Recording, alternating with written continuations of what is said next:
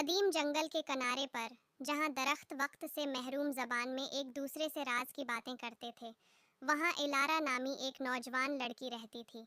وہ گاؤں والوں کے لیے جنگل کی بچی کے طور پر جانی جاتی تھی، کیونکہ اس نے اپنے زیادہ تر دن درختوں کے درمیان گھومتے ہوئے گزارے، ان راستوں کی تلاش میں جو صرف اسے معلوم تھیں۔ الارا کے پاس ایک خاص تحفہ تھا، وہ جنگل کی بات سن سکتی تھی۔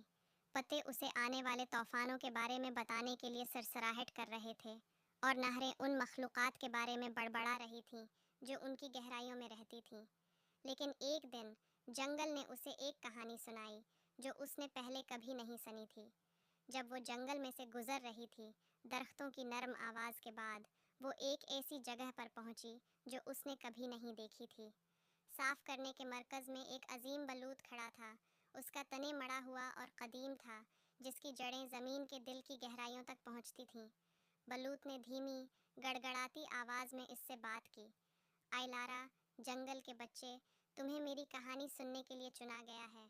بہت پہلے، جب دنیا جوان تھی، ایک طاقتور جادوگرنی نے جنگل کو نقصان سے بچانے کے لیے اپنی روح کو میرے تنے میں باندھ دیا تھا۔ لیکن اب اس کا جادو ختم ہو گیا اور جنگل کا توازن خطرے میں ہے۔ آپ کو اس کی روح کو چھوڑنے کی کلیت تلاش کرنی ہوگی، ورنہ جنگل سایہ میں گر جائے گا۔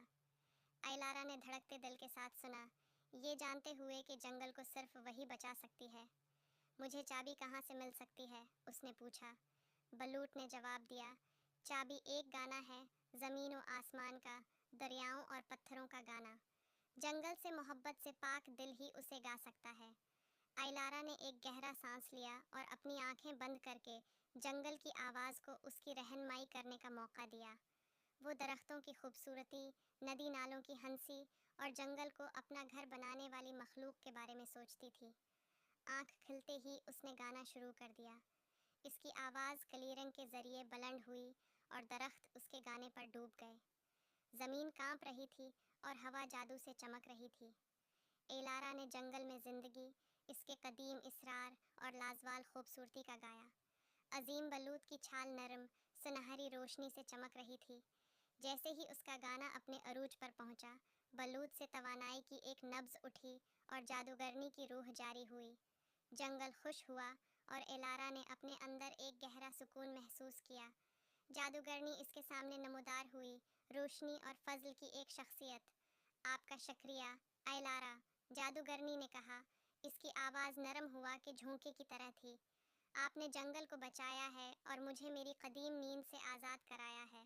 میری شکر گزاری کے نشان کے طور پر، میں آپ کو جب تک زندہ ہوں، جنگل کی آواز کو سمجھنے کی طاقت دیتا ہوں۔ اس مقدس مقام کی حفاظت کے لیے اسے سمجھداری سے استعمال کریں۔ آئلارا نے جادوگرنی کے تحفے کے وزن کو محسوس کرتے ہوئے سر ہلایا۔ اس نے دیکھا کہ جادوگرنی کی روح مدھم ہوتی گئی، عظیم بلوط کو سکون سے چھوڑ کر۔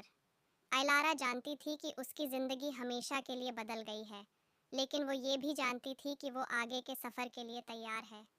اس دن سے ایلارا جنگل کی محافظ بن گئی، اپنے تحفے کو توازن برقرار رکھنے اور اس کے عجائبات کی حفاظت کے لیے استعمال کرتی ہے۔ اس نے گاؤں والوں کے ساتھ اپنی کہانیاں شیئر کیں، انہیں جنگل کی قدر کرنا اور اس کی حکمت کو سننا سکھایا، اور جنگل بدلے میں اس کے راز اس سے سرگوشی کرتا تھا، اس کی صحبت برقرار رکھتے ہوئے جب وہ اپنے قدیم راستوں پر چل رہی تھی۔